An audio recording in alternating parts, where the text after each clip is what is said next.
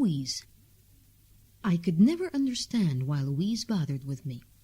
She disliked me, and I knew that behind my back she seldom lost the opportunity of saying a disagreeable thing about me. She had too much delicacy ever to make a direct statement, but with a hint and a sigh and a little gesture of her beautiful hands, she was able to make her meaning plain. It was true that we had known one another almost intimately for 25 years, but it was impossible for me to believe that this fact meant much to her. She thought me a brutal, cynical, and vulgar fellow. I was puzzled at her not leaving me alone. She did nothing of the kind. Indeed, she was constantly asking me to lunch and dine with her, and once or twice a year invited me to spend a weekend at her house in the country. Perhaps she knew that I alone saw her face behind the mask, and she hoped that sooner or later I too should take the mask for the face. I knew Louise before she married. She was then a frail, delicate girl with large and melancholy eyes. Her father and mother adored and worshipped her, for some illness, scarlet fever I think, had left her with a weak heart, and she had to take the greatest care of herself. When Tom Maitland proposed to her, they were dismayed, for they were convinced that she was much too delicate for marriage. But they were not too well off, and Tom Maitland was rich. He promised to do everything in the world for Louise, and finally they entrusted her to him. Tom Maitland was a big, strong fellow, very good-looking and a fine athlete. He adored Louise. With her weak heart, he could not hope to keep her with him long, and he made up his mind to do everything he could to make her few years on earth happy. He gave up the games he played excellently, not because she wished him to, but because it so happened that she always had a heart attack whenever he was going to leave her for a day. If they had a difference of opinion, she gave in to him at once, for she was the most gentle wife a man could have. But her heart failed her, and she would stay in bed, sweet and uncomplaining, for a week. He could not be such a brute as to cross her. On one occasion, seeing her walk 8 miles on an expedition that she especially wanted to make, I remarked to Tom Maitland that she was stronger than one would have thought. He shook his head and sighed. No, she's dreadfully delicate. She's been to all the best heart specialists in the world, and they all say that her life hangs on a thread. But she has a wonderfully strong spirit." He told her that I had remarked on her endurance. "I shall pay for it tomorrow," she said to me in her melancholy way. "I shall be at death's door." "I sometimes think that you're quite strong enough to do the things you want to," I murmured. I had noticed that if a party was amusing, she could dance till 5 in the morning, but if it was dull, she felt very poorly, and Tom had to take her home early. I'm afraid she did not like my reply, for though she gave me a sad little smile, I saw no amusement in her large blue eyes. "You can't expect me to fall down dead just to please you," she answered. Louise outlived her husband. He caught his death of cold one day when they were sailing, and Louise needed all the rugs there were to keep her warm. He left her a comfortable fortune and a daughter. Louise was inconsolable. It was wonderful that she managed to survive the shock. Her friends expected her speedily to follow poor Tom Maitland to the grave. Indeed, they already felt dreadfully sorry for Iris, her daughter, who would be left an orphan. They redoubled their attentions towards Louise. They would not let her stir a finger. They insisted on doing everything in the world to save her trouble. They had to, because if it was necessary for her to do anything tiresome or unpleasant, her heart failed her and she was at death's door. She was quite lost without a man to take care of her, she said, and she did not know how, with her delicate health, she was going to bring up her dear Iris. Her friends asked her why she did not marry again. "Oh, with her heart, it was out of the question," she answered.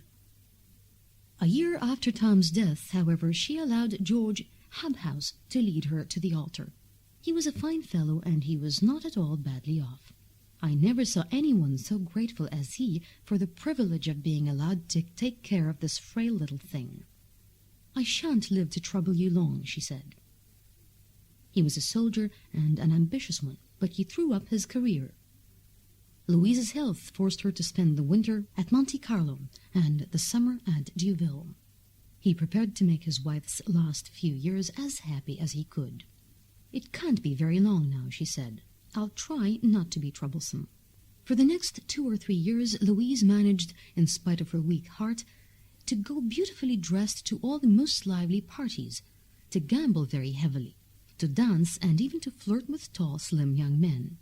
But George Hobhouse had not the strength of Louise's first husband, and he had to brace himself now and then with a drink for his day's work as Louise's second husband. It is possible that the habit would have grown on him, which Louise would not have liked at all. But very fortunately for her, the war broke out. He rejoined his regiment, and 3 months later was killed.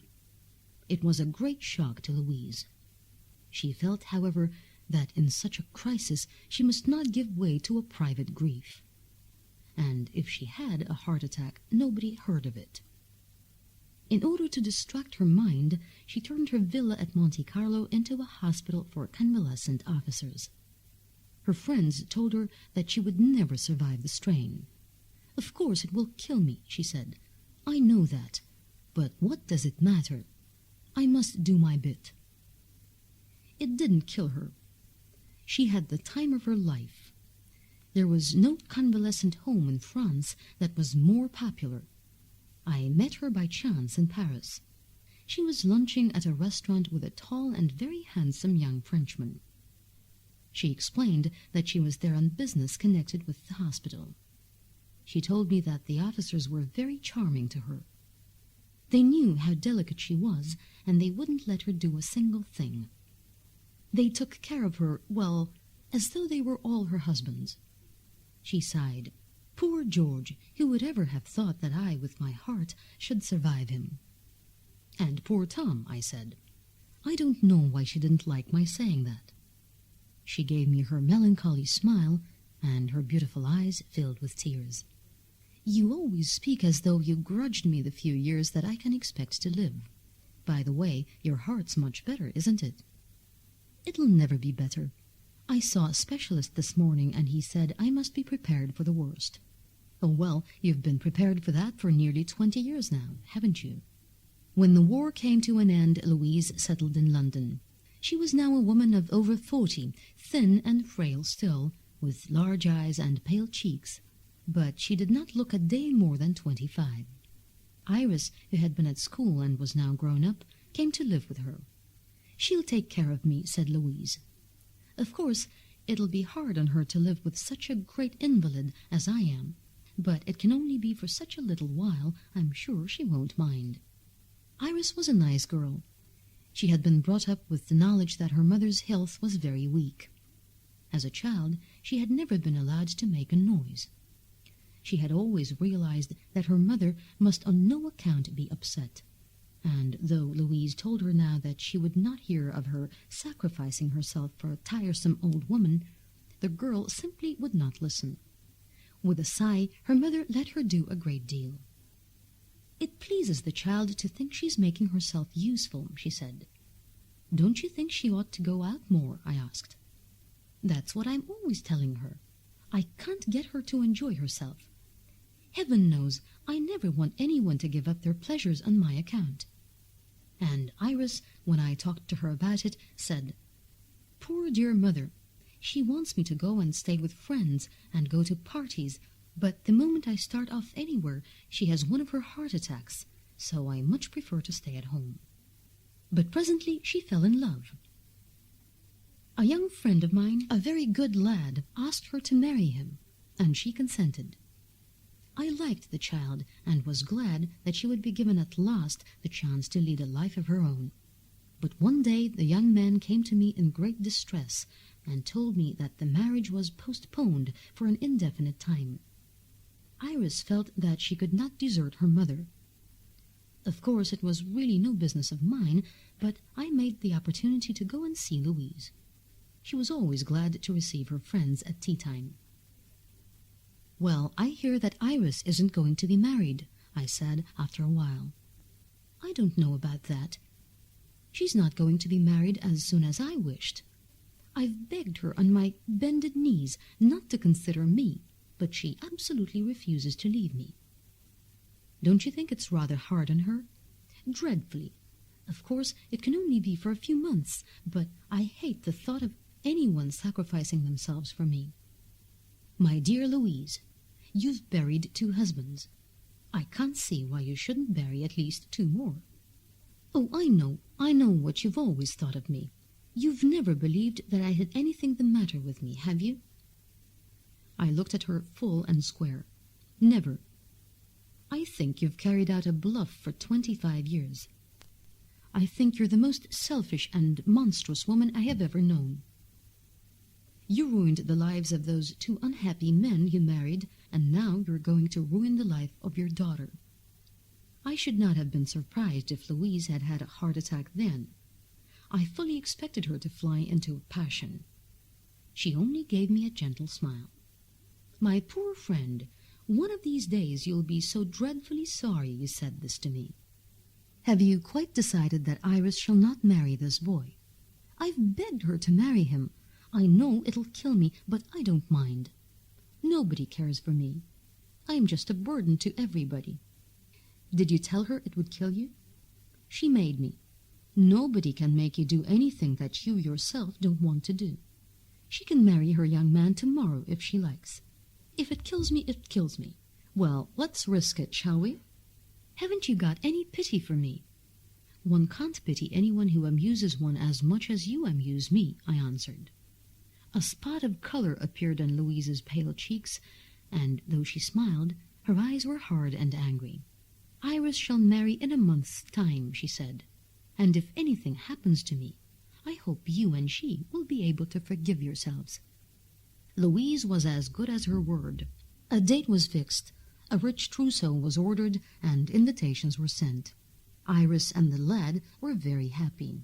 On the wedding day, at 10 o'clock in the morning, Louise, that devilish woman, had one of her heart attacks and died.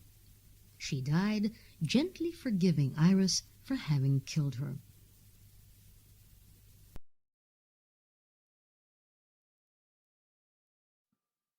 To give in. To turn something into. To sacrifice. To be convinced. To survive. To lead a life of one's own. To take something for. To bring something up. To go out.